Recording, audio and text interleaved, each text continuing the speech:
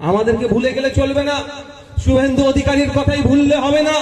শুভেন্দু অধিকারী ওই রাজনৈতিক ক্ষমতার মসনদে যাওয়ার জন্য এখানে এই আমার 26টা ভাইয়ের প্রতি ওর দরদ উঠছে, যে ক্ষমতার মসনদে যেতে হবে। কিন্তু এটাকে মনে করিয়ে দিতে হবে শুভেন্দু অধিকারীকে, তুমি বর্ডার ধারে গিয়ে চিৎকার করছো না, তুমি কলকাতায় বসে হই হই করছো, বরঞ্চ ঝন্টু আলিশে পশ্চিমবাংলায় ভারতবর্ষের 26 জনকে কেন খুন করলো? যে সমস্ত খুনি মানবতা বিরোধী তাদের বিরুদ্ধে লড়াই করতে গিয়ে জীবন দিল ঝন্টু আলিশে। শুভেন্দু অধিকারী তো মিডিয়াতে হই হই করছে।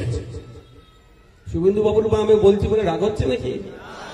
রাগও হতে পারে, কারণ এখন উনি বিজেপিতে আছে, কালকে তৃণমূলে চলে আসতে পারে, বিশ্বাস নেই রাজনৈতিক ভাই নেতা। তখন এখন যারা শুভেন্দু বাবুকে দিচ্ছে বেশি বেশি করে তৃণমূলের, তখন কি করবে? দাদা দাদা করে আমার পাশে বসবে। হ্যাঁ, কি রাজনীতি বলতে এদের? যখন যার যেদিকে পাচ্ছে লাভ মেরে চলে যাচ্ছে, নীতি আদর্শ কিছুই তখন আর মানছে না, সব তখন জলঞ্জলিতে দিয়ে দিচ্ছে। তাই বন্ধুগণ, আমাদেরকে চোখ কান খুলে রাখতে হবে। আমাদের দেশের সার্বভৌমত্ব, আমাদের দেশে ঐক্য, আমাদের দেশের সম্প্রীতি, আমাদেরকে সকলকে দায়িত্ব নিয়ে রাখতে হবে অটুট রাখার জন্য। হিন্দু মুসলমান নির্বিশেষে আমাদের একভাবে থাকতে হবে এবং দেশকে এগিয়ে নিয়ে যাওয়ার সহযোগিতা করতে হবে। কেউ যদি মনে করেন আমি মুসলমান, কেউ যদি মনে করেন আমি হিন্দু, আমি আমারটা বুঝে নেবো, আমি আপনাদের একটা কথা বলি, এতটুকুই বলে আমি অন্য প্রসঙ্গে আসবো। যখন এই শরীরটা দেখছেন, মাথা থেকে পা মুখ পর্যন্ত আঙ্গুল পর্যন্ত সবটাই যদি সুস্থ থাকে তাহলে কি হবে? সুস্থ মানুষ আমরা বলি। আর যদি কোনো একটা যদি অবাস হয়ে যায়, কাজ না করে, তাকে আমরা কি বলি? রিজার্ভেল বলি, তাই তো নাকি? বা বিশেষভাবে সক্ষম বলে দিই। তাহলে এই একটা দেশ যদি আমি বলি, ইন্ডিয়া ভারতবর্ষ একটা দেশ, একটা মানুষের হিউম্যান বডি যদি বলি, হিন্দু মুসলমান খ্রিস্টান জৈন আদিবাসী যত ধর্মের মানুষ আছে না কেন, যত বর্ণের যত জাতের মানুষ থাকুক না কেন, প্রত্যেকটা নিয়ে একটা সুস্থ শরীর।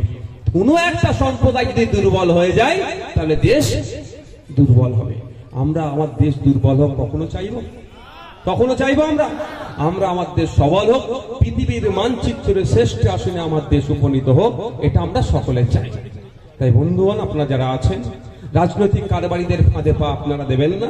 এরা শুধুমাত্র আপনাদেরকে শুধুমাত্র রাজনৈতিক ফায়দা নেওয়ার জন্য আপনার মধ্যে ধর্মীয় উন্মাদনা ঢুকিয়ে দেওয়ার চেষ্টা করছে, মানুষে মানুষে বিভাজন করার চেষ্টা করছে, তাদের রাজনৈতিক ফায়দা নেওয়ার জন্য।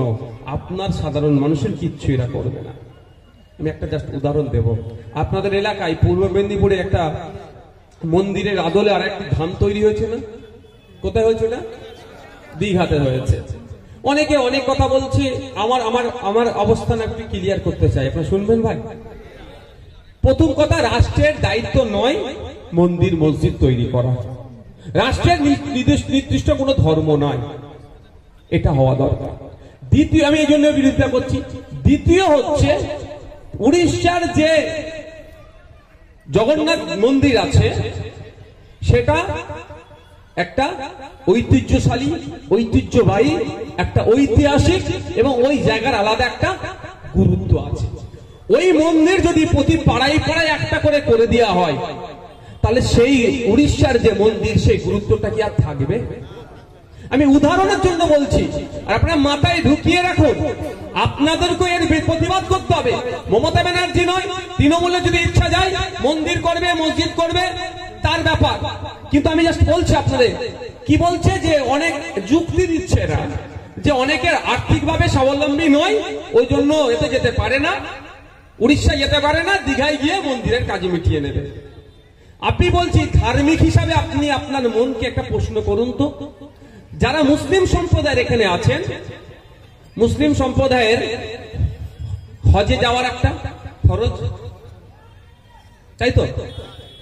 এবার সবার কাছে টাকা থাকে না, যদিও বিত্তশালীদের জন্য হজটা ফরজ।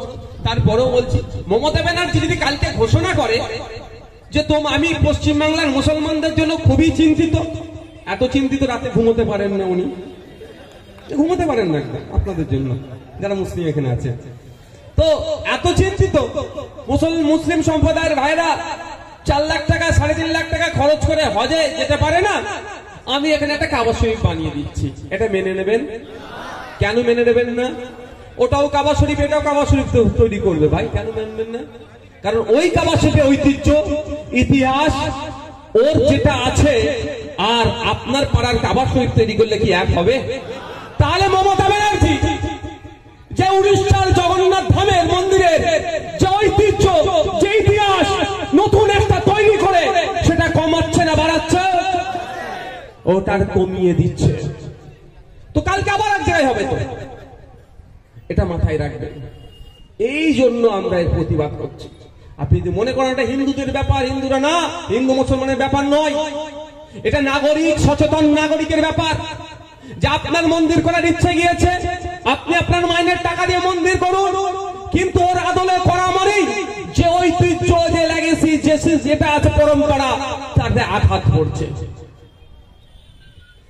আমাদের তারকেশ্বরে অনেকে গঙ্গার পানি নিয়ে যায়, তার পরিবর্তে যদি শেওড়াফুলির দিকে একটা কেউ মন্দির করে দিয়ে বলে এখানে ওই তারকেশ্বরে না গিয়ে একটু দূর হয়ে যাচ্ছে, তাহলে শেওড়াফুলিতে তুমি ঢেলে নিয়ে চলে যাবে, দূর কি এক জিনিস হবে? ধর্মীয় দিক থেকে বলছে, আমি বোঝানোর জন্য বলছি, যে যা ধর্ম পালন করবে এক হবে কি? কারণ ওটার একটা গুরুত্ব নিয়ে সে ওখানে যাচ্ছে। তো এইগুলো আমাদের মাথায় রাখতে, এই জন্য আমি বিরোধিতা করছি। আর এইগুলো যদি আপনি না প্রতিবাদ করেন, দেখবেন, আপনি বলে রাখছি, এরা মসজিদের মধ্যে ঢুকে যাচ্ছে, এরা মন্দিরের মধ্যে ঢুকে যাচ্ছে, কালকে নকল কাবা শরীফ এরা তৈরি করে দিতে পারে। এদের বিশ্বাস নেই, এদের দরকার ভোট, আর কিচ্ছু চায় না এরা। ভোট পেলে আপনার জন্য সব করবে, আর না ভোট পেলে আপনাকে 2004-05 দিকে কি বলেছিল, ঘুষপেটিয়া, পার্লামেন্টে কাগজ ছুঁড়ে মেরেছিল সিএনআরসি করার জন্য এই মমতা ব্যানার্জি। তখন আপনারা ভোট দিতেন না, তখন আপনারা ভোট কাকে দিতেন? বামফ্রন্টদের দিতেন। ওই জন্য তখন হয়ে গেছিলেন আপনারা ঘুষপেটিয়া। এখন ভোট দিচ্ছেন বলে এখন আপনি ওনার সোনার ছেলে হয়েছেন। কালকে যদি ভোট দেওয়া বন্ধ করে দেন, আবার দেখবেন ঘুষপেটিয়া হয়ে যাবেন। তাহলে ভোটের জন্য আপনার সাথে সম্পর্ক রাখছে, কিন্তু আপনি আপনার প্রতিবেশী রাম কাকার সাথে, আপনি আপনার প্রতিবেশী রহিম চাচার সাথে সম্পর্কটা কি ভোটের? তাই ভোটের সম্পর্ক দীর্ঘ বছর ধরে একসাথে উঠা বসা করছেন, তাহলে সামান্য ভোটের জন্য ভোট কি নিয়ে কি হবে? হয় শুভেন্দু অধিকারী মুখ্যমন্ত্রীর স্বপ্ন দেখছে, আর মমতা ব্যানার্জি আবার মুখ্যমন্ত্রী হওয়ার স্বপ্ন দেখছে। এই তো তারা মুখ্যমন্ত্রী হবে, আপনার পাশের বাড়ির কাকার সাথে, আপনার পাশের বাড়ির চাচার সাথে আপনি হিংসায় জড়িয়ে পড়ছেন কেন ভাই? ওরা এমএলএ হচ্ছে 1,21,000 টাকা মাইনে পাচ্ছে, ওরা মন্ত্রী হচ্ছে 1.5 লাখ টাকা মাইনে পেয়ে যাচ্ছে, আপনি তো ওদের হয়ে মারপিট করলেন, কি পাচ্ছেন ভাই?